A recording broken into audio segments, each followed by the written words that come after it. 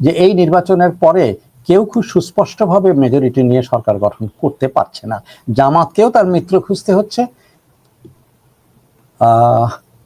বিএনপিকেও তার মিত্র খুঁজতে হচ্ছে, এবং দেশে স্থিতিশীলতা আনা খুব কঠিন হয়ে গেছে।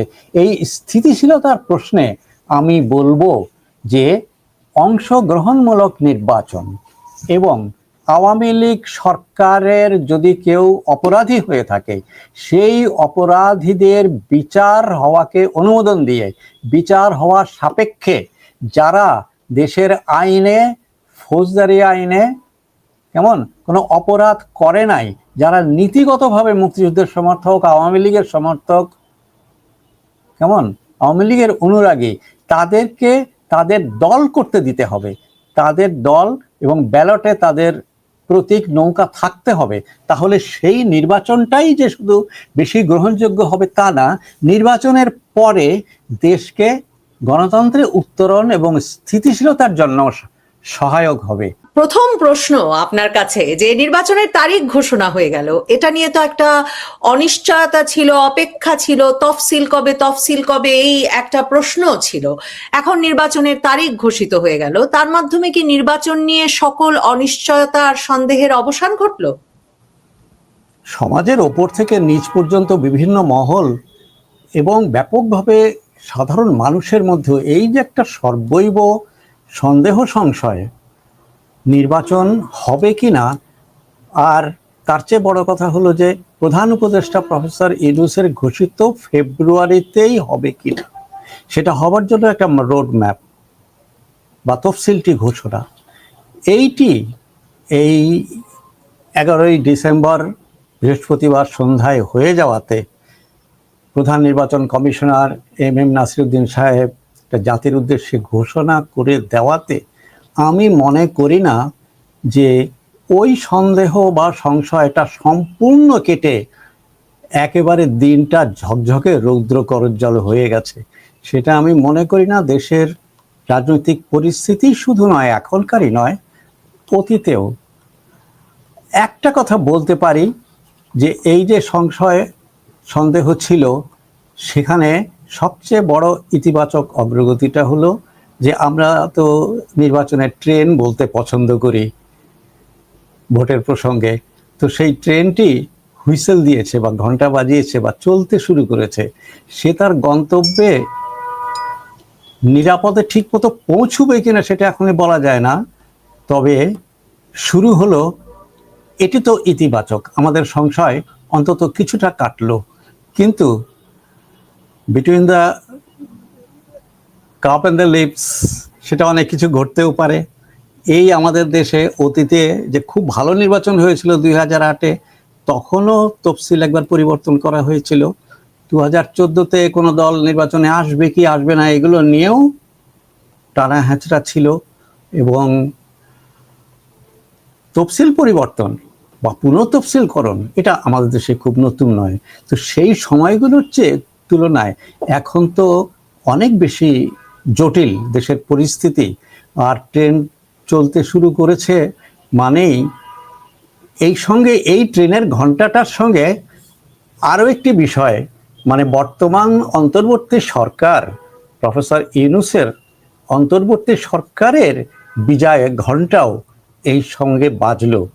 কাজেই এই যে অল্প কিছুদিন আগেও এই সন্দেহের মধ্যে যে নানান জল্পনা এবং সরকারের তরফ থেকেও শোনানো হচ্ছিল যে দেশের মানুষের অনেকেই বলে 5 বছর থাকেন, 10 বছর থাকেন, 50 বছর থাকেন, 50 বছর মানে আজীবন থাকেন, কোনো কোনো সংবাদপত্রেও আভাসে ইঙ্গিতে এগুলি একটু প্রচারও করা হচ্ছিল। তো সেই সব দিক থেকে একটা জিনিস পরিষ্কার হলো যে এই সরকারেরও বিদায় ঘণ্টা বাজলো। এখন আমরা চাইব যে এই নির্বাচনটা ভালোভাবে, সুষ্ঠুভাবে মানুষের কাছে গ্রহণযোগ্য রূপে সম্পন্ন হোক, কিন্তু তার পথে অনেক বাধা আছে, অনেক চ্যালেঞ্জ আছে। মানে কি এখনো তাহলে অনিশ্চয়তা? মানে সবচেয়ে বড় সন্দেহের জায়গা তো ওটাই ছিল যে ডক্টর ইউনূস সরকার বোধহয় যেতে চান না, ইউনূস সরকার একটা লম্বা সময় থাকবেন। তো তারা সিরিয়াস, তারা তারিখ ঘোষণা করে দিল, কি ধরনের অনিশ্চয়তা এখনো আপনি দেখছেন সেটা জানতে তো আমার খুব আগ্রহ হচ্ছে। আর আমার কাছে তো মনে হয় নির্বাচন নিয়ে অনিশ্চয়তার চেয়ে অনেক বড় অনিশ্চয়তা তারেক রহমান নির্বাচনে অংশ নিতে পারবেন কিনা। 29শে ডিসেম্বরের মধ্যে মনোনয়নপত্র জমা দানের শেষ তারিখ, উনি তো এখনো ভোটারই হন নাই। মানে ওই অনিশ্চয়তার কথা বলছেন নাকি আপনি সার্বিক অন্য অনিশ্চয়তাও দেখেন? তারেক রহমানের প্রসঙ্গটা জরুরি এই জন্য যে দেশের অনেক মানুষ এবং তার চেয়ে বেশি হলো যে তার দল বিএনপি, তারা যেন একটা ধরেই রেখেছে তিনি আমাদের বাংলাদেশের পরবর্তী প্রধানমন্ত্রী। এটা যেন অনেকটা গণকের মতন যে বলে দেওয়া যে অমুক ব্যক্তি আমাদের প্রধানমন্ত্রী হবেন। সেটা হতেও পারেন, না হতে পারেন, কিন্তু হওয়ার অনেক উজ্জ্বল সম্ভাবনা আছে এবং অনেক ভিত্তিও আছে, এটা ঠিক। কিন্তু দেখুন কি আশ্চর্য, তিনি 17 বছর বিদেশে থাকে, দেশে আসেননি, তফসিল ঘোষণা হয়ে গেল এবং তিনি ভোটারও না, তার বাংলাদেশের পাসপোর্ট নেই। বাংলাদেশের সরকার তাকে বলেছেন আপনি যে কোনো সময় আসতে পারেন, আপনাকে আমরা ট্রাভেল পেপার পাঠিয়ে দিব। সেটা তো পাসপোর্টের ব্যাপার না। হ্যাঁ, তার পাসপোর্ট নেই, তিনি ভোটার না, তিনি আসবেন। এবং তবে এই ব্যাপারটাতে নির্বাচনকে আটকাবে তা আমি মনে করি না, যদিও এনসিপি ছাত্রদের নতুন দল, তারা ওই দলের চেয়ারপারসন বেগম খালেদা জিয়ার একটু গুরুতর অসুস্থতার সময় বলেছিল যে একটি প্রধান ব্যক্তি অসুস্থতাজনিত পরিস্থিতি, সব দল ঠিকমতো প্রস্তুত হওয়ার পরে তফসিল ঘোষণা করা উচিত। মানে তারা এরকম একটা আকাঙ্ক্ষা প্রকাশ করেছিল যে তফসিল ঘোষণাটা বিলম্বিত করা হোক। তখন তো বিভিন্ন দলের, বিভিন্ন জামাতের, বিএনপির, এনসিপির এইগুলো ছিল। তবে আমি কিন্তু বলতে চাচ্ছি যে তারেক জিয়ার ক্ষেত্রে কিছুটা অনিশ্চয়তা, তবে তার দল থেকে বলা হয়েছে এবং তারেক জিয়া গতকালও ইন্টারনেটে একটু বার্তা দিয়ে অনুষ্ঠান করেও তিনি বলছেন যে তার দল বলছে যে তিনি নির্বাচনে নেতৃত্ব দেবেন, আসবেন। সেটা আমরা দেখতে অপেক্ষা করব কিভাবে সেটা হয়। কিন্তু তার অনিশ্চয়তার সঙ্গে নির্বাচনে আমি অনিশ্চয়তার চেয়ে বেশি বলতে চাই যেটা প্রায়ই রাজনৈতিক ভাষায় বলা হয় যে অনেক চ্যালেঞ্জ আছে। সেই চ্যালেঞ্জ মানেই হলো যে কোনো সমস্যা আছে, সেগুলো অতিক্রম করতে হবে। তো আমাদের নির্বাচনের ক্ষেত্রে যে চ্যালেঞ্জগুলো কর্তা ব্যক্তিরাও প্রায়শই বলেন, সেগুলোর প্রতিটি বিষয়েও আমার কিছু কিছু চিন্তা আছে। তো একটা হচ্ছে যে অল্পদিন আগেও মানুষ ভাবতো যে দেশের যে আইন শৃঙ্খলা পরিস্থিতি, প্রশাসনিক, পুলিশ এবং সেনাবাহিনী দিয়ে কিছুটা সামাল দেওয়া হয়, কিন্তু এই সকল প্রশাসনিক মানে মেশিনারির তাদের সক্ষমতা কি, বা আইন শৃঙ্খলা পরিস্থিতি ঠিকমতো রক্ষা করা যাবে কিনা। এবং এখনো প্রতিনিয়ত আমরা বুঝি যে আমরা কতটা নিরাপত্তাহীনতায় আছি সমাজ এবং নাগরিক জীবনে। কাজেই এইটি একটা বড় চ্যালেঞ্জ বলা হয়। তবে এই সম্পর্কে আমার বিশেষ কথা আছে, আমি পরে বলবো। না, এখনই শুনি যে মানে তার মানে আপনার কাছে মনে হচ্ছে মূল চ্যালেঞ্জটা কি নিরাপত্তার, নাকি আপনি মানে অনেকে তো বলছেন যে নির্বাচন কেউ কেউ ঠেকিয়ে দিতে চাইবেন কিনা। মানে আওয়ামী লীগ যেমন বলছে যে তারা নির্বাচনে, মানে তাদের নেত্রী শেখ হাসিনা বলছেন যে নির্বাচনে আওয়ামী লীগের নেতাকর্মী সমর্থকেরা ভোটই দিতে যাবেন না, একটা ম্যাস বয়কট, গণবয়কট হবে। কিন্তু অনেকে বলছেন যে নির্বাচন প্রতিহত করে কিনা আওয়ামী লীগ, মানে আওয়ামী লীগের সে শক্তি এখন আছে কিনা, মানে সেটাও তো একটা সন্দেহ। কিন্তু মানে কি নিরাপত্তাহীনতার চ্যালেঞ্জটা কোন জায়গা থেকে? আওয়ামী লীগের ভূমিকা এবং বাস্তবে কি দাঁড়াবে সেটাও কিন্তু একটা বড় উপাদান।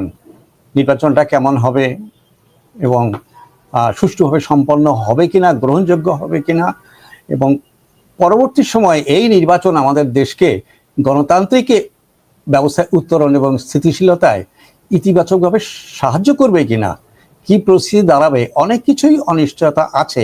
তবে আমি বলতে চাচ্ছি না যে আইন শৃঙ্খলা পরিস্থিতি বা নিরাপত্তার প্রসঙ্গটা একটা বড় প্রসঙ্গ, যে নির্বাচনটা কেমন হবে। প্রধান উপদেষ্টা বলছেন ইতিহাসের শ্রেষ্ঠ নির্বাচন এবার তারা করতে চান, আরও বলছেন যে এটা তারা মানে ইতিহাসে অক্ষয় করে রেখে দিতে চান। তো আমাদের এই প্রধান উপদেষ্টা কিন্তু জাদুঘর খুব ভালোবাসেন। তিনি দারিদ্রকে জাদুঘরে তুলে দিয়ে মানে দারিদ্র সম্পূর্ণ অবসান ঘটানোর বিষয়টাকে তিনি ওইভাবে ব্যক্ত করেন যে জাদুঘরে। আবার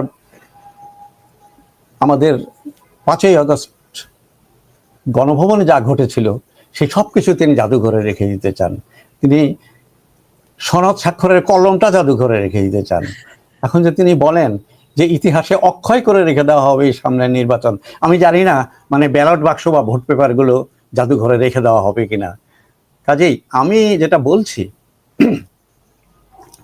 যে এই নির্বাচন আইন শৃঙ্খলা পরিস্থিতি ছাড়াও অনেকগুলো চ্যালেঞ্জ আছে। যে পরিস্থিতি তাতে প্রথমত নির্বাচনের ওই যে বললাম যে ইতিহাসের শ্রেষ্ঠ নির্বাচন, তার তো একটা হবে যে ভালো টার্ন আউট হয়, মানে ব্যাপক সংখ্যক ভোটদাতা এসে শান্তিপূর্ণ পরিবেশে উৎসব মুখর অবস্থায় ভোটটা দেন। সেটাও কিন্তু এখন আমাদের সামনে চ্যালেঞ্জ, যে সকল উপাদানগুলো এক জায়গায় করলে সেটা ঘটবে কিনা। তারপর হলো যে নির্বাচনটা, তার উপরে নির্ভর করবে যে নির্বাচনটা কতটা গ্রহণযোগ্য হবে মানুষের কাছে। যদি ধরুন যে আওয়ামী লীগ নির্বাচন প্রতিহত করার মতন মানে দৈহিকভাবে বাধা দেওয়া সেখানে যাবে বলে আমি মনে করি না, কিন্তু তারা যদি নির্বাচন বর্জন করে এবং বর্জন করার আহ্বান জানায়, তাহলে অনুমান করা যায় যে কমপক্ষে 15 এবং বেশি হলে 20-25% ভোটার কম যেতে পারে।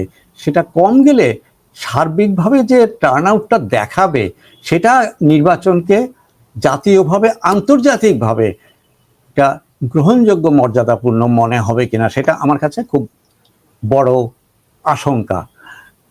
এবং সেইখানেই আসবে যে নির্বাচনটা এখনো যেটা ইনক্লুসিভ বলে যে অংশগ্রহণমূলক করার সম্ভাবনা সেটা আছে কিনা, সেটার পথ খোলা যায় কিনা, এটাও একটা আলোচনার এবং অনিশ্চয়তার একটা উপাদান হবে এই নির্বাচন বিষয়ে। কাজেই ওই কথাটা বলি, কেন নির্বাচন আসলেই আইন শৃঙ্খলাটা সবচেয়ে বড় আলোচনা হয়ে দাঁড়ায়।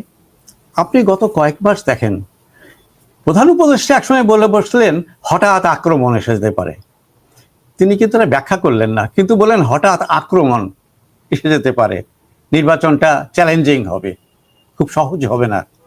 কালকে তারেক জিয়াও বলছেন যে এখন তফসিল ঘোষণা হয়ে যাওয়া মনে হচ্ছে নির্বাচনটা খুব সহজ হবে না। আচ্ছা ঠিক আছে, কঠিন হোক, কিন্তু কঠিন কাজটা আমরা করতে চাই। তো আইন শৃঙ্খলার প্রশ্নটা কেন আসে? আমাদের সবাই মানে বিভিন্ন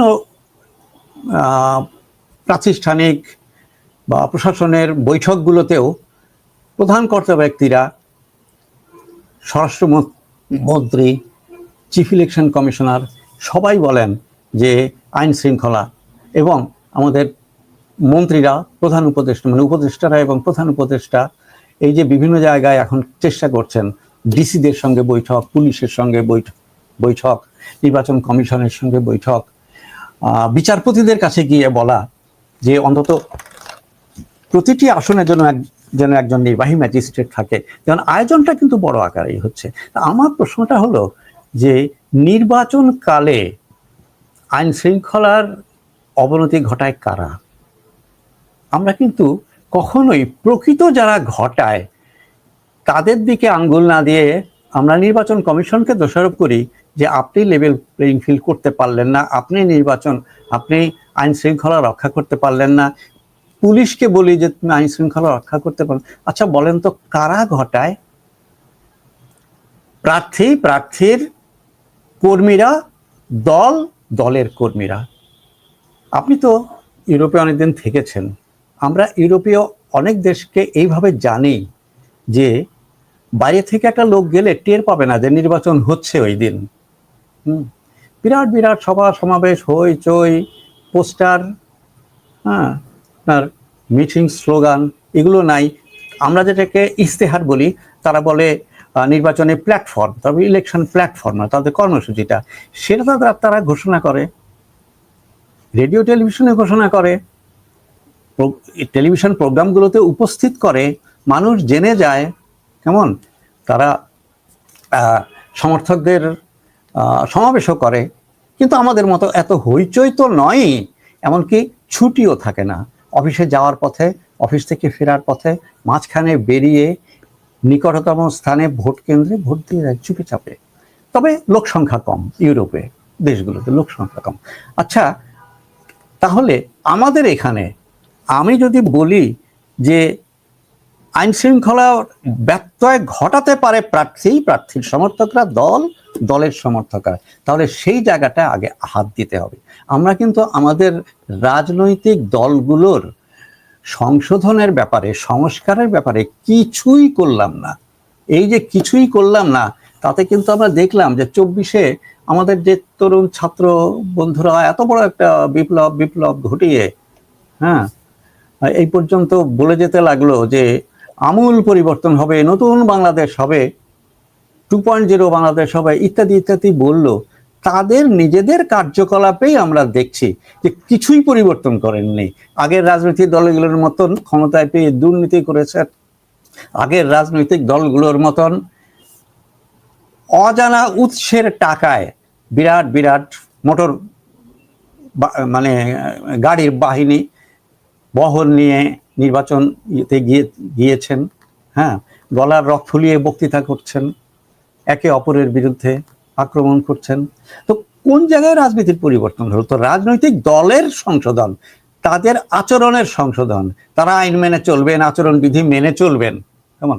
তারা আচরণবিধি মেনে চলবেন না, আর আমাদের দোষ দিতে হবে পুলিশকে আর নির্বাচন কমিশনকে। আমার পয়েন্ট এইটা। এই জায়গাতে এই কথাটা যখন আপনি বললেন, তখন আমার মনে হচ্ছে যে এবার তো মানে এমন একটা অস্থির সময় ছিল যে এই যে প্রার্থীদের সমাবেশে যে গুলি চলে যাচ্ছে, মানে বিএনপির মনোনীত প্রার্থীর সমাবেশে তো গুলি হলো, সেখানে শীর্ষ সন্ত্রাসী নিহত হলেন, এবং এরপর আরো বিভিন্ন জায়গায় এই গোলাগুলি হচ্ছে। বিভিন্ন জায়গায় বিএনপির মনোনয়ন প্রাপ্ত ব্যক্তিদের মধ্যে তো মারামারি সংঘর্ষের ঘটনা ঘটছেই। বিএনপি জামাতের মধ্যে কোনো জায়গায় সংঘর্ষ হয়েছে, নারায়ণগঞ্জের ব্যাপারেও তারা তাই বলে, এমনকি পাবনায়ও হয়েছে। এমনকি জোটে প্রার্থী বিএনপি যাদেরকে সমর্থন দিতে চাচ্ছেন, তারা কোথাও গেলেও সংঘর্ষ বেঁধে যাচ্ছে। তো তার মানে তো এই যে মানে বড় দলগুলো যে ধরনের সংঘর্ষের ঘটনা ঘটাচ্ছে, তফসিলের পরে কি সেটা একরকমের মানে কি বলবো, মানে শান্ত হয়ে আসবে, নাকি এটা আরো উত্তপ্ত হবে? আগের নির্বাচনগুলোর ইতিহাস সেটা সম্পর্কে কি বলে? আর আপনি ছাত্রদের প্রসঙ্গ তুলছেন, ছাত্রদের যে দল এনসিপির এখন আর মানে রাজনৈতিক গন্ডগোল করার শক্তিও আছে বলে আপনি মনে করেন কিনা? শেষ প্রশ্নটা বলবো, সেটা হচ্ছে আমাদের ছাত্ররা যে জুলাই আগস্টের অভ্যুত্থানটা ঘটালো এবং তারপরে রাজনীতিতে পরিবর্তন আনার কথা বলল, এবং নিজেরা একটু তাড়াহুড়া করে আমি বলবো যে রাজনৈতিক দল গঠন করে ফেললো। এর থেকে বড় ধরনের কিছু দেশের মধ্যে ঘটার সম্ভাবনা, মানে তাদের একটা সংগঠন, তাদের নতুন রাজনৈতিক বিহেভিয়ার, হ্যাঁ, আচার আচরণ, নীতি, এগুলো হওয়ার যে সম্ভাবনা ছিল, এগুলো আমরা এখন কিছুই দেখছি না। আসলে তাদের এই প্রচেষ্টাটা আরো চেষ্টা বিলীন হওয়ার দিকে আসলে চলে গেছে। আপনি যেটা বললেন, এবং এনসিপি তারা নিজেদের দলটিকে কিছুটা খাড়া করানো, দাঁড় করানো, বিএনপি জামাতের মতন বড় দলের সঙ্গে সমঝোতা বা জোট করে নির্বাচনে নিজেদের 1-2 জন আইনসভার সদস্য পাঠানো, এগুলির সম্ভাবনাও অনেক কমে গেছে।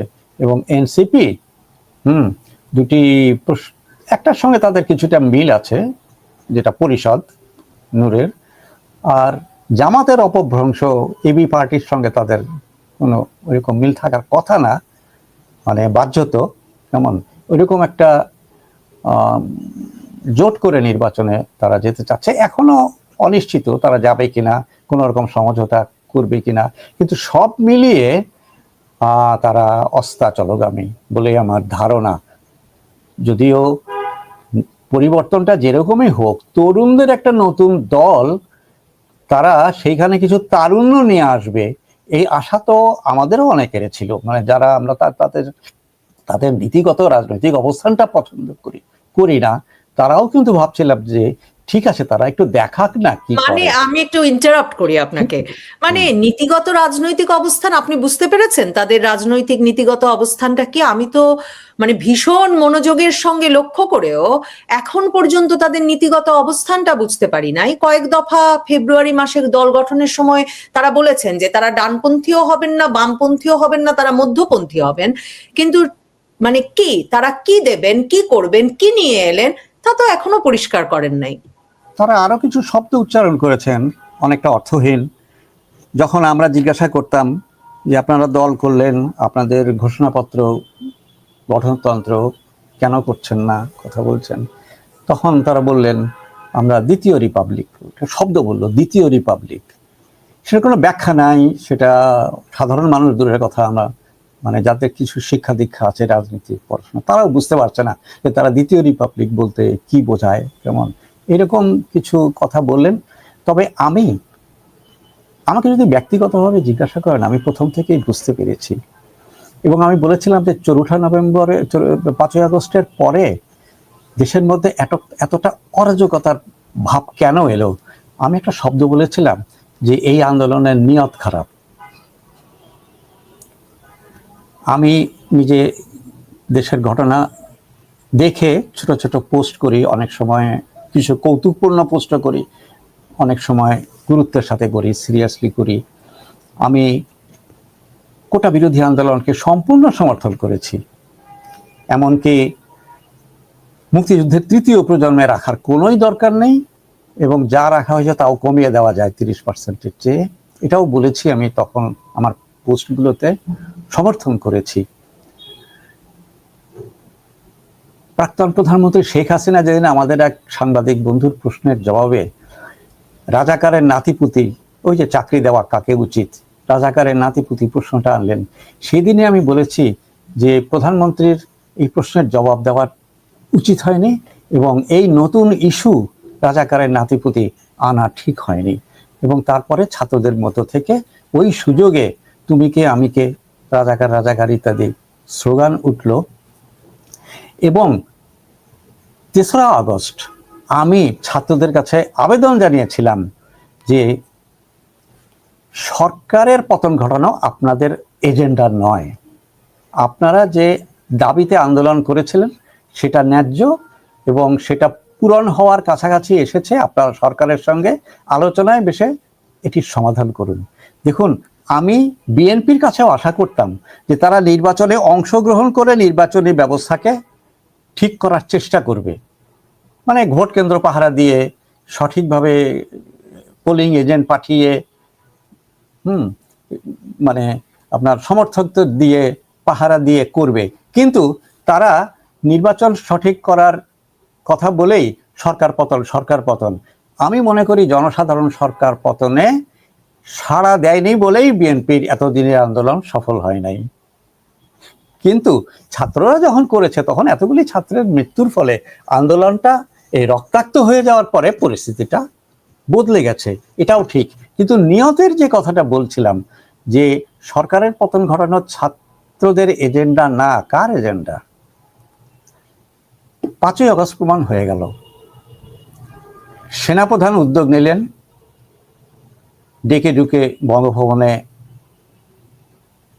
মানে এখন দেশে কিভাবে একটা সরকার করা যায়, হ্যাঁ, একটা অস্থায়ী সরকার করা যায় কিভাবে, আলোচনা করে করবেন।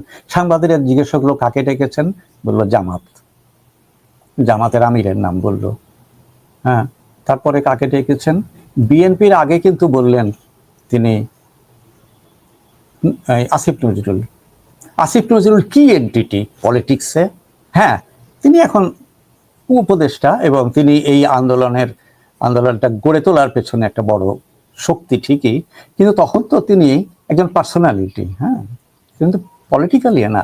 কিন্তু ওদেরকে ডেকে, তো আমার কিন্তু পরবর্তীকালে মনে হয়েছে আপনি যে নীতিগত অবস্থানের কথা বলছেন এই ছাত্র নেতাদের, এবং আজকে এই এনসিপি তারা গঠন করতে না করতে তাদের মধ্যে যে অনৈক্য, তারপরে যে 2 জন উপদেষ্টা শেষে পদত্যাগ করলেন, একজন নির্বাচন করবেন, কিভাবে কার সাথে অ্যালাইন্ড হয়ে বা ইন্ডিপেন্ডেন্টলি করবেন কিনা, নিজের বাড়িতে করবেন না ঢাকায় করবেন, ঢাকায় করার সিদ্ধান্ত নিয়েছেন।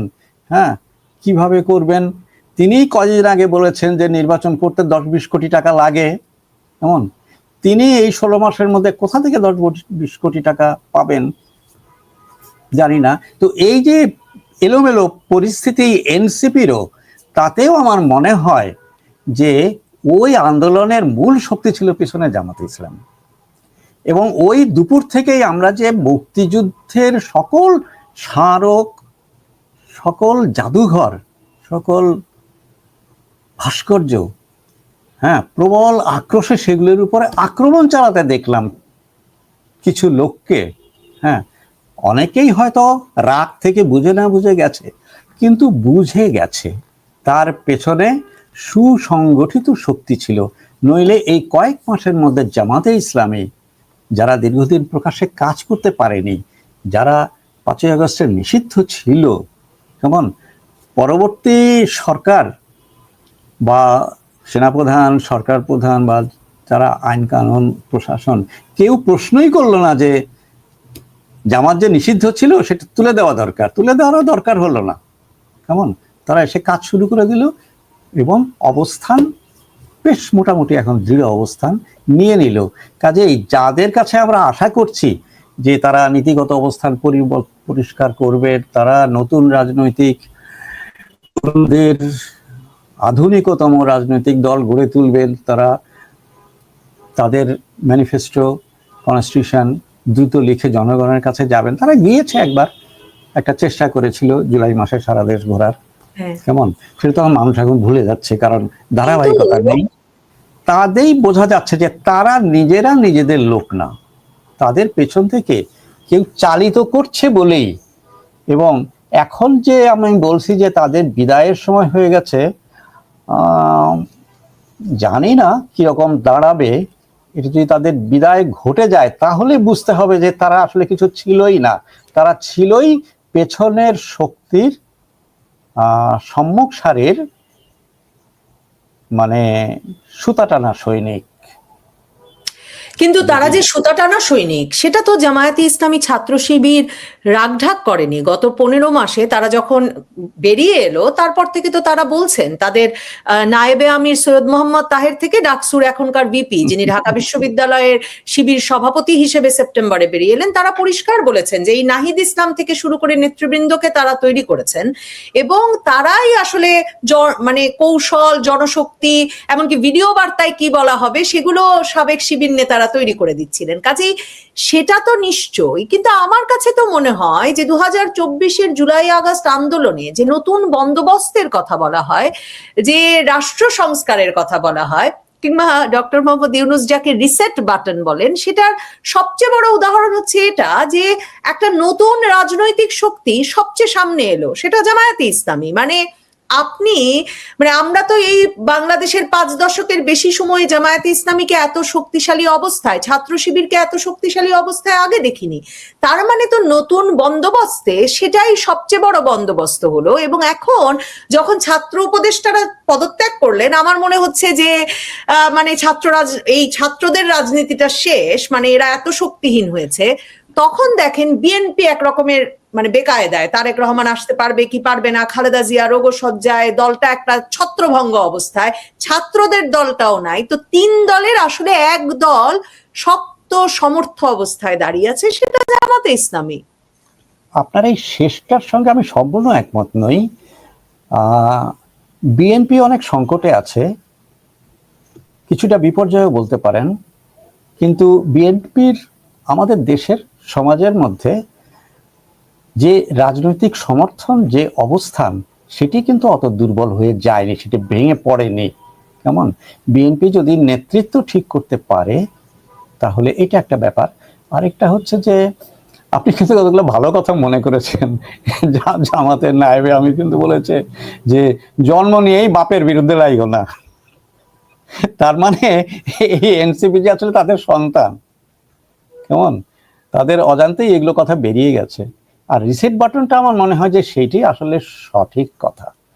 নইলে যে আন্দোলনের মধ্যে 3 সপ্তাহের যে অভ্যুত্থানের মধ্যে কখনোই উচ্চারিত হলো না মুক্তিযুদ্ধের বিরুদ্ধে, বঙ্গবন্ধুর বিরুদ্ধে কথা, সেটি 5ই আগস্ট থেকে হঠাৎ করে কেন এত জোরে সরে এলো? না, তখন তো এই আমরা প্রশ্নটি আন্দোলনের সময় তো স্লোগান শুনলাম, বঙ্গবন্ধুর বাংলায় বৈষম্যের ঠাঁই নাই। এটাও ছিল, কিন্তু শুধু একটা অন্যরকম স্লোগান শুনেছিলাম, বঙ্গবন্ধু ঘোড়ার ডিম, পিতামহের ইব্রাহিম। এটা কিন্তু আমাদের ওই যে দ্বারা, এটা তো আমরা জানি শিবিরের বা তাদের ছেলেরা করেছে। যারা ধর্মভিত্তিক রাজনীতি করে তাদের রাজনৈতিক দেউলিয়াপনাটা কোথায় আপনি দেখেন। মানে যারা সত্যিকার ধার্মিক মুসলমান, তাদের পক্ষে কি সম্ভব বঙ্গবন্ধুর সঙ্গে হযরত ইব্রাহিম আলাইহিসসালামের তুলনা করা সম্ভব? আচ্ছা ঠিক আছে, তুলনা করলাম না, একজনকে বাতিল করলাম, তো তার স্থলাভিষিক্ত করা সম্ভব, যিনি হলেন 17 কোটি, জন্মের সময় ছিল 8 কোটি মানুষ আমাদের, তো এখন 17 কোটি মানুষ, 17 কোটি আমরা ধরে নিই যে ঠিক আছে আমরা মুসলমান বাঙালি, সেই রকম একটা রাষ্ট্রের জাতির পিতা, 17 কোটি বাঙালি জাতির পিতা, বাংলাদেশি জাতির পিতা হযরত ইব্রাহিম কি? তিনি হলেন মুসলিম উম্মার পিতা। মুসলিম উম্মা হচ্ছে সারা বিশ্বের রাষ্ট্র নির্বিশেষে 250 কোটি মুসলমান, এবং কুরআনে তাদেরকেই, এই ইব্রাহিমকেই, মানে এটার প্রথম, যাকে আমরা আব্রাহামিক রিলিজিয়ান বলি, হ্যাঁ, এই সবগুলো মানে খ্রিস্টান, ইহুদি, মুসলিম, আমরা সব ওই অরিজিন হচ্ছে হযরত ইব্রাহিম। তো চিন্তা করেন, তারা ইব্রাহিমকে বাংলাদেশের পিতা বানাচ্ছে, 250 কোটি মুসলিম উম্মার জায়গায় তারা বাংলাদেশের, মানে তাদের কাছে রাজনীতি ধর্মের চেয়ে অনেক বড়, এবং সেই জন্য অনেক অকাজ কুকাজও তারা করতে পারে ধর্মের নামে রাজনীতি। যাই হোক, এই কথাটা এত বলতে চাইনি। তা আমি যেটা বলছি যে ওই সময় ওই 3 সপ্তাহের আন্দোলনে কখনোই আপনার কোনো বড় অভিপ্রায় কিছুই বলা হলো না। আমার ভাইকে মেরে ফেলেছ, হ্যাঁ, তুমি নির্বিচারে গুলি করে গণহত্যা করেছ, তুমি গদি ছাড়ো, এক দফা। তারা কিন্তু 3 তারিখ, 4 তারিখ, 5 তারিখ এক দফা, কেমন, আর কিছু না। কিন্তু 5 তারিখে বিকেল থেকে, হ্যাঁ, এই জুলাই বিপ্লবের অভিপ্রায়, জুলাই বিপ্লবের অভিপ্রায় কি? বঙ্গবন্ধু মুছে ফেলতে হবে। জুলাই বিপ্লবের অভিপ্রায় 72-এ তৈরি দেশের সংবিধান, হ্যাঁ, এটাকে কবর দিতে হবে। এতেই বোঝা যায় যে আসলে ওই যে রিসেট বাটন মানে হচ্ছে অতীত। আমাদের প্রধান উপদেষ্টা কিন্তু একবার অতীত মুক্ত হওয়ার এই শব্দটাও ব্যবহার করেছিলেন, অতীত মুক্ত।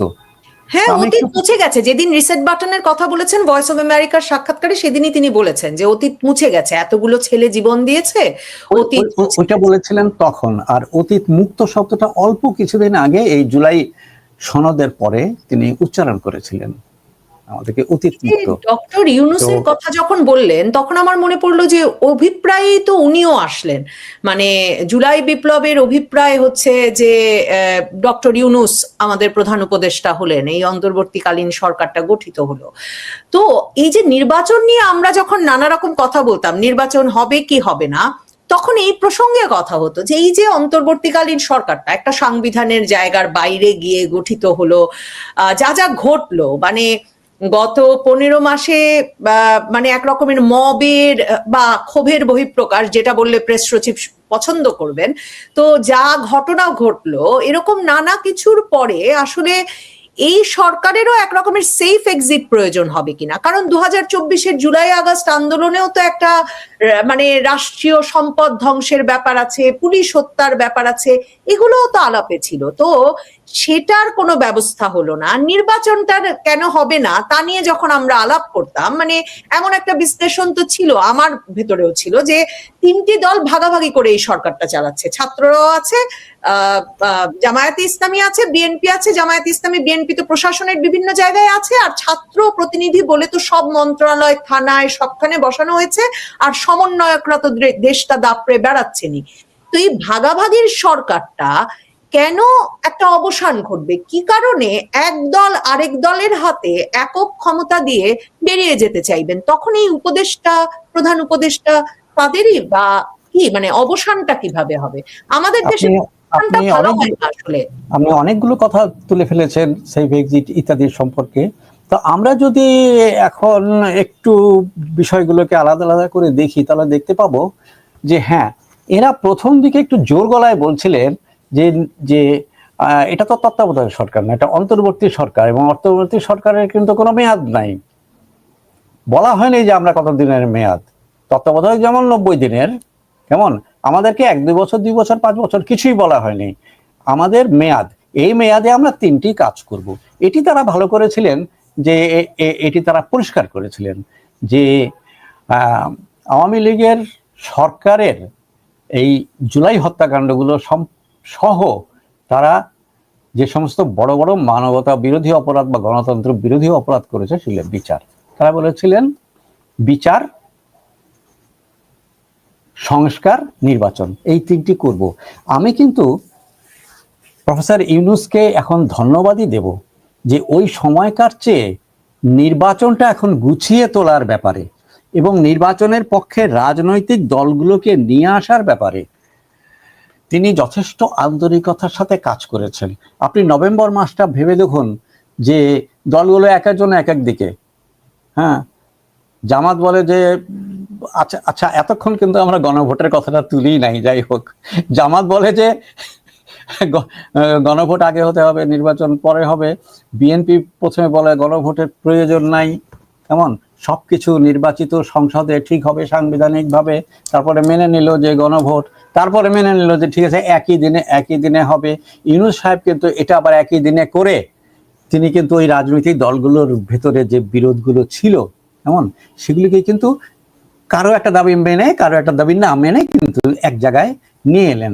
এখন আপনাকে আমি আমার কথাটা বলি যে কেন একসময় তারা ভাবছিল অনেকদিন চালাবে, আর ওই যে বলছিলেন যে ভাগাভাগি করে তো তারা ক্ষমতা প্রয়োগ করছেই, ক্ষমতা উপভোগ করছে জামাত, বিএনপি এবং এনসিপি, কোনো না কোনো ভাবে তারা নির্বাচন দিতে এলেন কেন, এবং এখন নির্বাচন তফসিল ঘোষণা করে এটা চালু করে দিলেন কেন?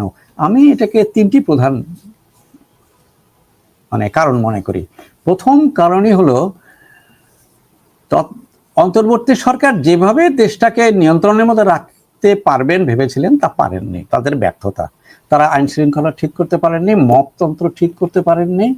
হ্যাঁ, মানুষের দাবি দাওয়া সেগুলো একটু বেশিও ছিল ঠিকই, কিন্তু দাবি দাওয়া বাদ দেন, সাধারণ অর্থনৈতিক পরিস্থিতিও তারা নিয়ন্ত্রণের মধ্যে রাখতে পারেননি। মানুষের জীবনের কষ্ট বেড়ে যাচ্ছিল এবং বেকারত্ব, দারিদ্র এগুলো বেড়ে যাচ্ছে, এবং অর্থাৎ তাদের হাত থেকে কিন্তু জিনিসগুলো ছুটে যাচ্ছে। একটা হলো যে তাদের ব্যর্থতা, এটা হলো সবচেয়ে বড় কারণ। আরেকটা বড় কারণ হলো দেশের মানুষ মনে করে দেশের মানুষ এই গভর্নমেন্টকে অনেক ছাড় দিয়েছে। এই গভর্নমেন্ট এত ব্যর্থতা এবং এত অরাজকতা দেখানোর পরেও মানুষ ধৈর্য ধরে তাদেরকে অনুমোদন দিয়েছে যে তোমরা বাবা একটা নির্বাচন করো। তো এই যে মানুষের চাওয়া, তারা বুঝতে পেরেছে যে এটা বেশি দিন চালানো যাবে না, মানুষের মনের আকাঙ্ক্ষার বিরুদ্ধে চালানো। আরেকটি হলো আন্তর্জাতিক মহল।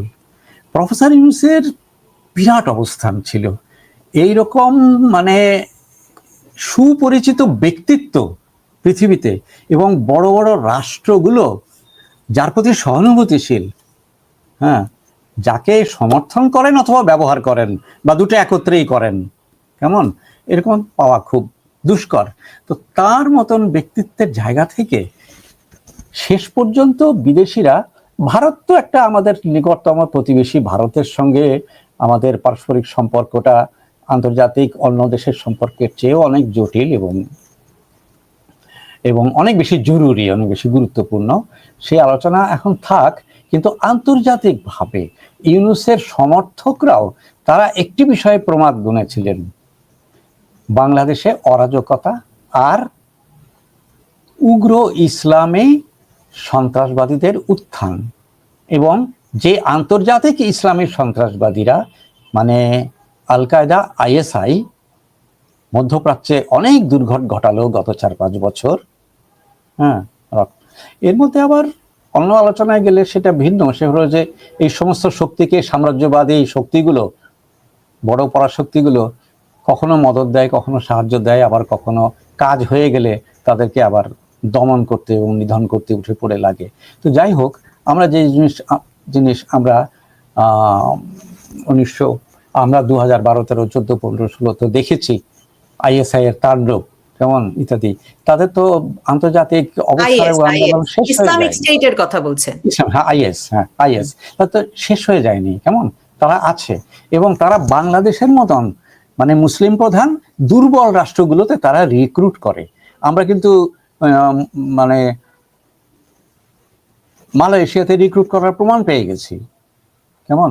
এবং এই জুলাই আন্দোলনের মধ্যেও যে হিজবুত তাহরির সহ তাদের ভূমিকা ছিল, সেটাও আমরা প্রমাণ পেয়ে গেছি। এবং আন্তর্জাতিক মিডিয়ার পার্সন নিজেই সামনে এগিয়ে এসেছিলেন যখন আগস্টের পরে প্রকাশ্যে, তিনি বিবিসি বাংলাকে সাক্ষাৎকারে বলেছেন যে তারা ছিলেন। অবশ্যই হিজবুত তাহরিরের তো অনেক প্রমাণই আছে, নিজেদের স্বীকৃতিতে আছে, আন্তর্জাতিক মিডিয়ার ফটোগ্রাফে আছে। যখন জুলাইয়ের মিছিল, বিক্ষোভ এগুলো হচ্ছিল, হ্যাঁ, এবং থানা আক্রমণ, পুলিশের সঙ্গে প্রায় দাঙ্গা সদৃশ ব্যাপারগুলো ঘটছিল, তখন আপনার AFP রয়টারের ছবি আছে যে ওর ভেতরে মাঝে মাঝে হিজবুত তাহরিরের পতাকা উড়িয়ে দেওয়া হতো। তো সেই রকম যদি পরিস্থিতি হয়, অর্থাৎ কোনো জঙ্গি যদি মানে কায়দা করে তার চারদিকে কিছু ছাত্র তরুণ, বিক্ষুব্ধ ছাত্র তরুণদেরকে জড়ো করে, তখন কিন্তু আপনার পুলিশ হোক, মিলিটারি হোক, যে কোনো বাহিনী হোক, গুলি করতে বাধ্য হবে। এবং আমাদের জুলাই আগস্টের আন্দোলনটা এখনো সবকিছু পরিষ্কার হয়নি। ইতিহাসে কোনো বড় ঘটনাই খুব দ্রুত একেবারে পরিষ্কার হয়ে যায় না। প্রথমে ধুলা থাকে, সেই ধুলাগুলো আস্তে আস্তে বসে গিয়ে চেহারাটা দেখা যায়, পরে অনেক রকম তথ্য সন্ধান করে, গবেষণা করে সেগুলো সত্য বের করতে হয়। কাজেই আমি একেবারে চূড়ান্ত সত্য বলে দিচ্ছি না, কিন্তু এই কতগুলো আপনার নমুনা, কতগুলো লক্ষণ অনেকটা স্পষ্ট যে জুলাই আগস্টের আন্দোলনটা আমাদের দেশের ইতিহাসে আগে যেরকম ছাত্র গণ আন্দোলন হয়েছিল তার থেকে পৃথক, পৃথক একটা চরিত্রের, বিশেষ চরিত্রের, কেমন এইরকম। এখন যাই হোক, আমরা আশা করব সেই প্রসঙ্গ যে তুলছিলাম, রাষ্ট্রপতিও বলে দিয়েছেন যে ফেব্রুয়ারির নির্বাচনের পর তিনি চলে যাবেন, কারণ তিনি খুব অপমানিত বোধ করছেন। সেটাও খুব বিস্ফোরক, মানে হঠাৎ করে রয়টার্সে সাক্ষাৎকার দিলেন এবং সেটা থেকে এটা বেরোলো। মানে আমার জানবার ইচ্ছা যে রাষ্ট্রপতি আসলে নিরাপদ থাকবেন কিনা। বাংলাদেশে দেখেন যে তত্ত্বাবধায়ক মানে 11 সরকারের কথাও যদি বলেন, তাদের সময়কার প্রধান ব্যক্তিদের সবাইকে কিন্তু বিদেশ চলে যেতে হয়েছে। তো এই ডক্টর ইউনূসের সরকারের উপদেষ্টা মণ্ডলী, প্রধান উপদেষ্টা, তাদের যে একটা মানে তাদের যে মানে ক্ষমতা হস্তান্তরের প্রক্রিয়া, সেটা শান্তিপূর্ণ হবে কিনা, রাষ্ট্রপতি কি তখন একটা সাধারণ প্রক্রিয়ায় আসলে ক্ষমতা ছাড়তে পারবেন, মানে তার দায়িত্ব ছাড়তে পারবেন, এই বিষয়গুলো তো আসলে অনেক নিশ্চয়ই কেউ না কেউ হিসাব করছেন যখন নির্বাচন আর 3 মাস বাদে। কেউ না কেউ, প্রত্যেকেই যারা ইনভলভড তারা নিজ নিজ হিসাব করছে। এটা খুব পরিষ্কার বলে যাওয়া যায় না যে কি ঘটবে না ঘটবে, আমাদের দেখতে হবে যে বাস্তবে কি ঘটে। তবে যারা হিসাব করছে তারা পথঘাট তৈরি করেছে। আমি ইউনূস সাহেবের প্রশংসাই করছিলাম যে তিনি যে নির্বাচনের পরিস্থিতি তৈরি করতে পারলেন, রাজনৈতিক দলগুলোকে এক জায়গায় ঐক্যবদ্ধ করে। তিনি কিন্তু ওই যে জুলাই অভ্যুত্থানকারীরা এবং এনসিপি যারা বলছিল যে দায় মুক্তি, কেমন যে সাংবিধানিক আইনে বা যুক্তিসঙ্গত অনুমান ভিত্তিক করতে পারি, বিএনপি ভোটের বাজারে অনেকটা তাদের অংশ হারিয়ে ফেলেছে। তাদের নেতৃত্বের যে শূন্যতা, মানে 80 বছর বয়স, গুরুতর অসুস্থ তিনি চেয়ারপারসন, 17 বছর দেশের বাইরে, হ্যাঁ, তিনি নিজেকে এক অস্বচ্ছ আবরণে ঢেকে রেখেছেন। তিনি কি ওখানে রাজনৈতিক আশ্রয় প্রার্থী? তিনি কি ওখানে মানে অ্যাসাইলাম পেয়েছেন? তিনি কি ব্রিটেনের নাগরিকত্ব পেয়েছেন? তার কি বাংলাদেশের পাসপোর্ট আছে? তিনি বাংলাদেশের পাসপোর্ট তো তামাদি হয়ে গেছে, তো ওটা ওটা ওটা ওটা উনি মানে রিনিউ করছেন না কেন?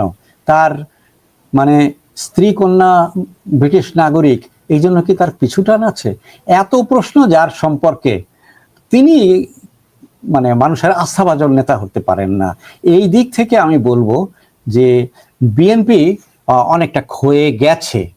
আচ্ছা, আবার এই জন্যই আমি বলছি না যে জামাতে ইসলামী পরবর্তী বিজয়ী দল এবং সরকার গঠন করবে। আর কেন বলছি না, সেটার জন্য আমি আমার দেশের মানুষের উপরে আস্থা রাখতে চাই। আমাদের দেশের মানুষ গত মানে 50 বছর তো বটেই, পাকিস্তান আমলও ধরেন 70-80 বছর ধরে আমাদের দেশের মানুষ মানে এই বিবেচনা বোধ দেখিয়েছে যে আমরা ধার্মিক, আমরা নামাজ রোজা হজ জাকাত সাধ্যমতো করি, করতে চাই, কেমন আমরা ধার্মিক, কিন্তু ধর্মকে ব্যবহার করে যারা রাজনীতি করে তাদের আমরা পছন্দ করি না। ধর্ম নিয়ে রাজনীতি করাটা আমাদের পছন্দ না, আমাদের আকাঙ্ক্ষাও না, কেমন। তো এই যে মানুষের বিবেচনা বোধ, এই কারণেই আপনার জামাত ইসলামে এই দেশের এত পুরনো, এত সুসংগঠিত, সুশৃঙ্খল দল হওয়া সত্ত্বেও তারা কখনোই বেশি ভোট পাননি। আমাদের প্রতিটি নির্বাচনে 4%, 5%, 10, 12, আমি জানি না 12 না 17টা তার আসন ছিল, কিন্তু পার্সেন্টেজে অতটা না বোধ হয়। তো যাই হোক, এই জায়গায় থেকে তাদের তো সরকার গঠন হয় না, তাই না? এবার তারা একটু এগিয়ে গেছে। যে সব ইসলামী দলের সাথে তাদের সকাল বিকাল ঝগড়া ছিল, মানে আকিদা নিয়ে ঝগড়া, হাদিস নিয়ে ঝগড়া, এইসব ছিল, তাদের সাথে তারা একটা ঐক্য করতে পেরেছে, একটা সমঝোতা করে। এই সমঝোতা করতে পেরেছে এই জন্যই যে সবাই মানে একটু ক্ষমতার সিংহাসনটা মানে চোখের নজরের মধ্যে দেখতে পাচ্ছে, তাদের মধ্যে একটা আকাঙ্ক্ষা তৈরি হয়েছে, সেই জন্য তারা একটা ঐক্যবদ্ধ হয়েছে। তারপরও আমি মনে করি না যে তারা সরকার গঠন করার মতো ভোট আমাদের এই দেশের জনগণের কাছে পাবেন। যদি পেয়েও যায়, ওই যে প্রথম আলোর জরিপে যেরকম কাছাকাছি আপনি দেখতে পেয়েছেন, এমনও হতে পারে যে এই নির্বাচনের পরে কেউ খুব সুস্পষ্টভাবে মেজরিটি নিয়ে সরকার গঠন করতে পারছে না। জামাতকেও তার মিত্র খুঁজতে হচ্ছে, বিএনপিকেও তার মিত্র খুঁজতে হচ্ছে, এবং দেশে স্থিতিশীলতা আনা খুব কঠিন হয়ে গেছে। এই স্থিতিশীলতার প্রশ্নে আমি বলবো যে অংশগ্রহণমূলক নির্বাচন এবং আওয়ামী লীগ সরকারের যদি কেউ অপরাধী হয়ে থাকে, সেই অপরাধীদের বিচার হওয়াকে অনুমোদন দিয়ে, বিচার হওয়ার সাপেক্ষে যারা দেশের আইনে, ফৌজদারি আইনে কেমন কোনো অপরাধ করে নাই, যারা নীতিগতভাবে মুক্তিযুদ্ধের সমর্থক, আওয়ামী লীগের সমর্থক, কেমন আওয়ামী লীগের অনুরাগী, তাদেরকে তাদের দল করতে দিতে হবে। তাদের দল এবং ব্যালটে তাদের প্রতীক নৌকা থাকতে হবে। তাহলে সেই নির্বাচনটাই যে শুধু বেশি গ্রহণযোগ্য হবে তা না, নির্বাচনের পরে দেশকে গণতন্ত্রে উত্তরণ এবং স্থিতিশীলতার জন্য সহায়ক হবে। পৃথিবীর কোনো জায়গাতে মানে দ্বন্দ্ব সংঘাতমূলক রাজনীতিতে দেশকে, রাষ্ট্রকে স্থিতিশীল করা যায়নি। রাজনীতিদের সবচেয়ে বড় পরীক্ষাই হবে এটা, যে কতটা কম মূল্য দিয়ে, কতটা শান্তি সমঝোতার মাধ্যমে তারা দেশের, রাষ্ট্রের, জনগণের, সমাজের সমস্যার সমাধান করতে পারেন এবং তাকে এবং রাষ্ট্রকে স্থিতিশীল করতে পারেন। তো এই সরকার সেগুলো কোনো কিছু চিন্তা করেনি। তাদের নাকের ডগা পর্যন্ত তাদের লক্ষ্য ছিল, এবং সেই জন্য আমি বলি যে নিয়ত খারাপ ছিল। সেটা হলো যে মানে একটা হলো দুটো জায়গা মিলেছিল বলে আমার মনে হয়, যে জামাতে ইসলামী বা মুক্তিযুদ্ধ বিরোধী যারা তারা, এবং পাকিস্তান মনস্ক যারা, পাকিস্তানের সরকার সহ তারা বিভিন্ন সময় গত 16 মাসে যেসব কথাবার্তা বলেছে, রিয়াকশন দিয়েছে, তাতে বোঝা যায় যে তারা এখানে আছে, তারা খুব আশা দেওয়া করছে, তাদের মিলিটারি বাংলাদেশে খুব আসা যাওয়া করছে। তারা ভারতের সঙ্গে তুলনামূলক সম্পর্কের ক্ষেত্রে একটা আঞ্চলিক সুবিধা আদায় করতে চায় ইত্যাদি। পাকিস্তান এই পক্ষটা হলো বঙ্গবন্ধু, শেখ হাসিনা, আওয়ামী লীগ, বাংলাদেশের মুক্তিযোদ্ধা, তাদের বিরুদ্ধে একটা প্রতিহিংসা নেওয়া, তাদেরকে খতম করা। আর তার সাথে দুঃখজনকভাবে শেখ হাসিনা এবং প্রফেসর ইউনূসের ব্যক্তিগত সংঘাত এবং প্রফেসর ইউনূসের ব্যক্তিগত প্রতিহিংসা চরিতার্থ করার সুযোগ গ্রহণ। তবে আমি বলেছি যে তিনি শেষে হয়তো তার নিজেরই ওই মানে তার নিকট অতীতের রাগ, দুঃখ, ক্ষোভ থেকে বেরিয়ে এসে নিজেকে বাঁচানোর চিন্তা করছেন, যে এদেশে একটা গ্রহণযোগ্য নির্বাচন দিয়ে তার ব্যক্তিগত সম্মান এবং নিরাপত্তা নিয়ে তিনি চলে যেতে চান। মানে প্রতিটা লাইনে আসলে নতুন করে অনেক কিছু ভাবছিলাম। যেমন আপনি বলছেন যখন আওয়ামী লীগ নাই নির্বাচনে এবং এনসিপির এই অবস্থা, তখন আপনি যখন বলছেন বিএনপি এবং জামাত কেউই হয়তো বা মানে নিরঙ্কুশ সংখ্যাগরিষ্ঠতা পাবে না, তাদের জোট সঙ্গী খুঁজতে হবে।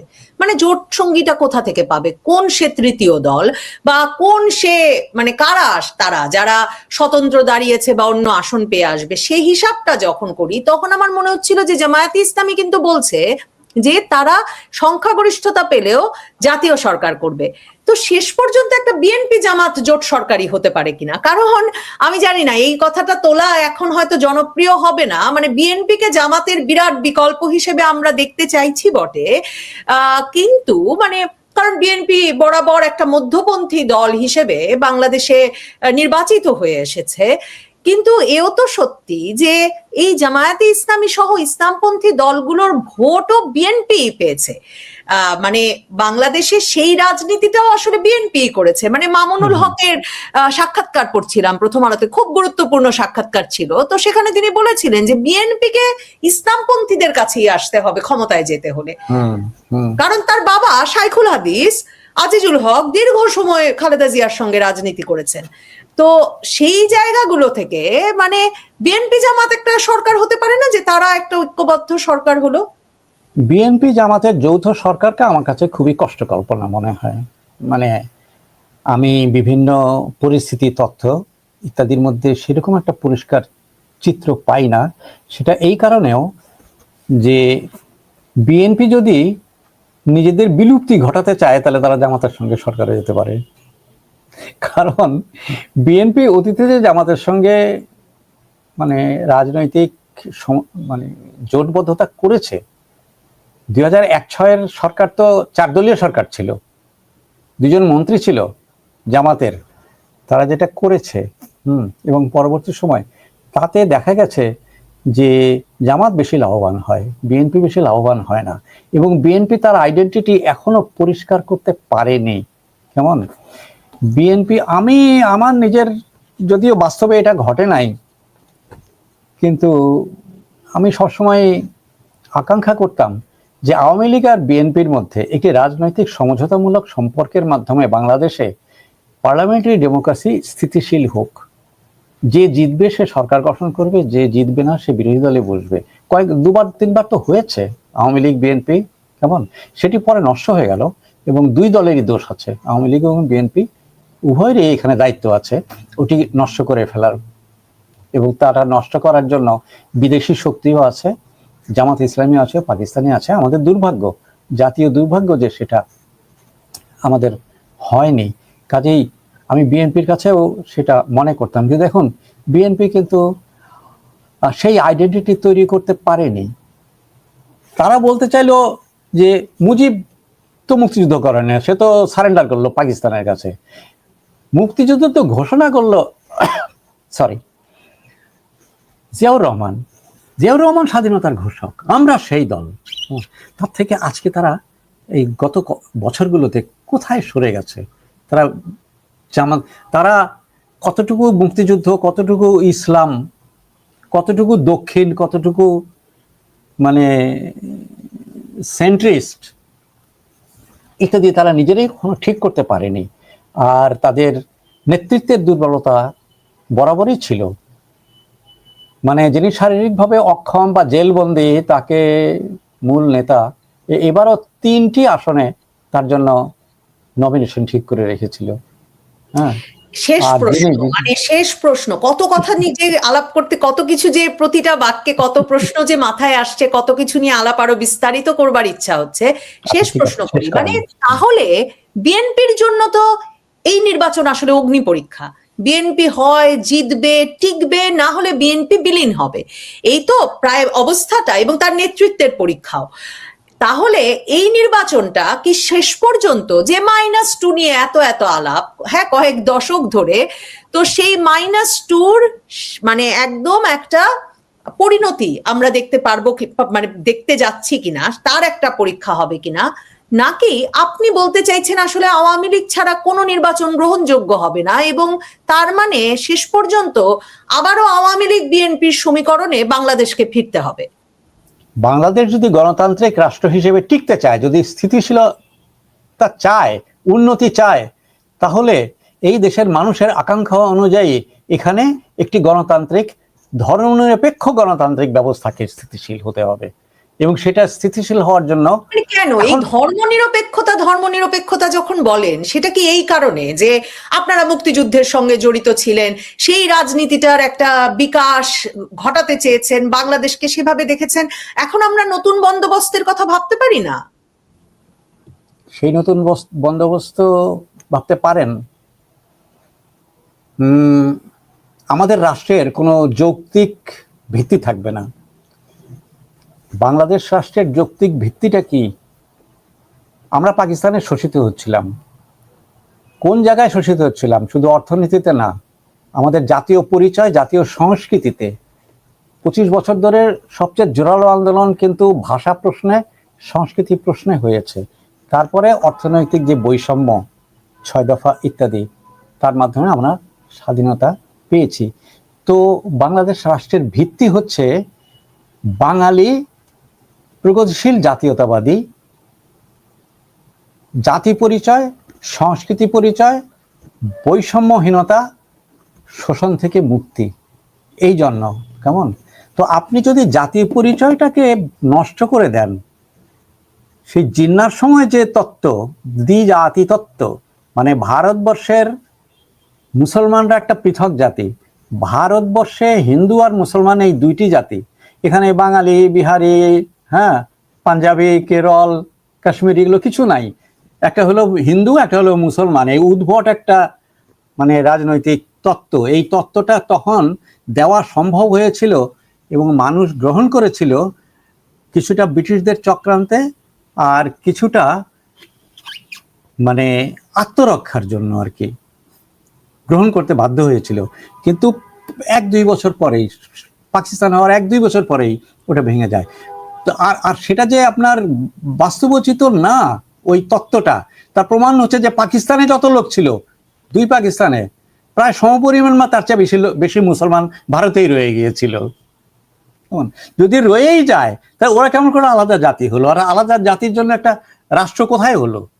যদি ভারতের সকল মুসলমানের জন্য একটা রাষ্ট্র হতো, তাহলে বলা যেত যে হ্যাঁ, তত্ত্বটা যুক্তিপূর্ণ, যে মুসলমানরা একটা জাতি। তো মুসলমানরা যে একটা জাতি না, মুসলমানরা একটা ধর্মমতের অনুসারী, মুসলমানরা জাতি না। এটা আরবেও না, সারা দুনিয়ায় কোথাও না, ভারতবর্ষেও না, ইয়েতে না।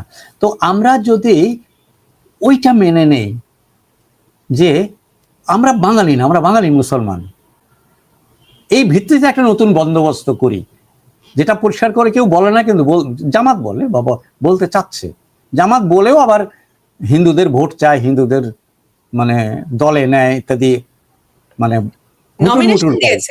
করে আর কি।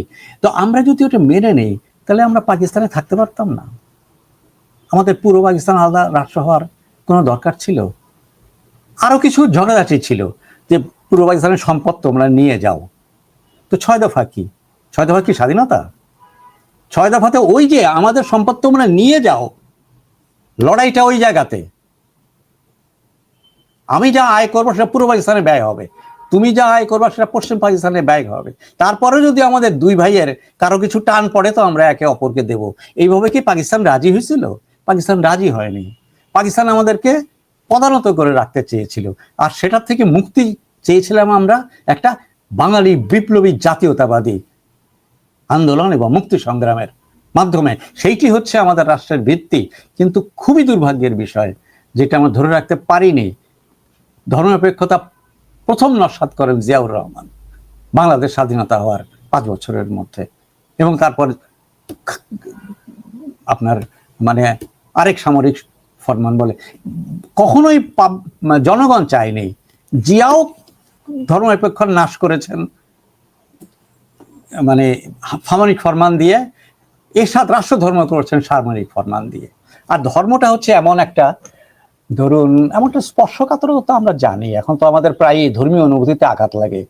তো সেটা কি এইরকম স্পর্শকাতর যে আপনি যদি মানে সামরিক ফরমান বলেও ধর্মটাকে এনে দেন, তো আমরা যেরকম কোরআন শরীফ মাথার উপরে কাপড় পিছিয়ে কুলুঙ্গির মধ্যে রেখে দিই, সম্মান করি, কেমন আপনি যদি মানে এতে এনে দেন তা। কিন্তু এটা কিন্তু সবসময় এরকম না। আমাদের দেশে কিন্তু দৃষ্টান্ত আছে। আওয়ামী মুসলিম লীগ হয়েছে, মানে আওয়ামী মুসলিম লীগ আওয়ামী লীগ হয়েছিল, মুসলিম কেটে দিয়েছিল 50-এর দশকে। কেমন আমরা এখন কল্পনা করতে পারবো যে আমরা কোথাও মুসলিম, ইসলাম, কেমন বিসমিল্লাহ এগুলো থাকলে আমরা কেটে দিতে পারবো? আমরা অনেক পিছিয়ে গেছি ওই জায়গা থেকে, তো আমরা এটা কেটে দিতে পারছি না। তো এই যে পারছি না, এই জন্যই কিন্তু আমরা স্থিতিশীল হতে পারলাম না। এই 75-এ বঙ্গবন্ধু নিহত হওয়ার পর থেকে আজ পর্যন্ত অনেক চেষ্টা করা হলো, এবং সেই মূল চেষ্টাটা করেছে কিন্তু আওয়ামী লীগ এবং তার নেতৃত্ব, তারা এবং বিএনপি। মানে ক্যান্টনমেন্টে বসে একটা দল করা হয়েছে, কিন্তু সেই দলটা বাস্তব আন্দোলন সংগ্রামের মধ্যে পোড় খেয়ে একটা রাজনৈতিক দলে, জনপ্রিয় রাজনৈতিক দলে পরিণত হয়েছে। পৃথিবীর অনেক দেশেই মিলিটারি লোকেরা রাজনৈতিক দল করে, কিন্তু ইতিহাস তো আর এক জায়গায় দাঁড়িয়ে থাকে না কোনো জায়গায়। তো আমাদের দেশে বিএনপিটা ওই রকম একটা দল, যাদের তো একটা জনপ্রিয়তা আছে, একটা ভিত্তি আছে, এবং বিএনপির ভিত্তিটাও কিন্তু ওই মানে মুসলিম আইডেন্টিটি বা মুসলিম চেতনার সাথে মিশে আছে। কাজে বিএনপি যদি এটাকে ভালোভাবে ব্লেন্ড করাতে পারত, যে আমরা মুক্তিযুদ্ধের মাধ্যমে বাঙালি জাতীয়তার ভিত্তিতে স্বাধীন হয়েছি, কিন্তু আমাদের দেশে সবচেয়ে বেশি আছে মুসলমান, তারপরে হিন্দু, বৌদ্ধ, খ্রিস্টান, পাহাড়ি, স্থানীয় ধর্ম ইত্যাদি আছে। সকলের জন্য আমরা একটা মানে সকল নাগরিকের সমান অধিকার ভিত্তিতে একটা গণতান্ত্রিক দল। তবে ইসলাম এবং মুসলিম ধ্যান ধারণার মধ্যে আমাদের অনেক সম্পদ আছে, অনেক সমাধান আছে। কাজেই আমরা একটা দক্ষিণপন্থী ইসলামের অনুরাগী দল, কিন্তু আমরা গণতান্ত্রিক এবং ধর্মনিরপেক্ষতা রাষ্ট্রের পক্ষপাতী। দেশটা মানে সোনার দেশ হতো আওয়ামী লীগ আর বিএনপির মধ্যে। এই জায়গাটাতে রাজনৈতিক হতে পারলে, তাদের মধ্যেও হতে পারলো না, আর মুক্তিযুদ্ধের শত্রু যারা, তারা এটিকে বাধা দিয়ে রাখলো। আর এই জুলাই আন্দোলন এবং ইউনূস সাহেবের এই 16 মাস, হয়তো প্লাস 20 মাস 25 মাস, এটা আমাদের ইতিহাসের একটা বুদবুদ ফ্লুক। এটা কোনো দ্বিতীয় বাংলাদেশেও গড়বে না, নতুন আমার মনে হয় আমি বলবো যে অপেক্ষা করতে হবে, যে বুদবুদ নাকি একটা স্থায়ী, মানে আগামী 5 দশকে বাংলাদেশ কোন দিকে যাবে সেটা আসলে নির্ধারিত হচ্ছে 2024-এর আগস্ট থেকে এই সময় পর্যন্ত, এবং ফেব্রুয়ারিতে একটা চূড়ান্ত পরিণতি পাবে, সেটা দেখবার জন্য হয়তো অপেক্ষা করতে হবে। ফেব্রুয়ারিতে চূড়ান্ত পরিণতি পাবে না, নির্বাচনে একটা উত্তরণ ঘটবে অবশ্যই, একটা অবস্থা থেকে আরেকটা অবস্থায় যাবে। তবে এটা ঠিক যে হ্যাঁ, আমরা অপেক্ষাই শুধু করব না, আমরা আশাও করব যে আমাদের জাতীয় ঐক্য প্রতিষ্ঠিত হোক, বিভিন্ন সময় যারা ভুল করেছে তারা নিজেদের ভুল বুঝুক, এবং আমরা একসঙ্গে থাকি, একটা উন্নত জাতি, উন্নত রাষ্ট্র, উন্নত সমাজ জ্ঞান বিজ্ঞানে গড়ে তুলি। এখানে আমি ফ্লুক বলছি এইটুকু দেখে যে তারা অনেক বড় বড় কথা বললেন, কিন্তু তারা যে ধরনের মানে ধর্মান্ধতা, কুপমণ্ডুকতাকে অনুমোদন করে গেছেন, যে ধরনের হিংস্রতা, মুক্তিযুদ্ধের সমস্ত নিদর্শন ভেঙে চুরমার করা, এগুলি করে গেছেন, এখনো যে ভাষায় অনেক লোক বক্তৃতা করছে, তা দেখে আমার মনে হয় যে এগুলো কিন্তু আমাদের জাতির ঐতিহ্য না।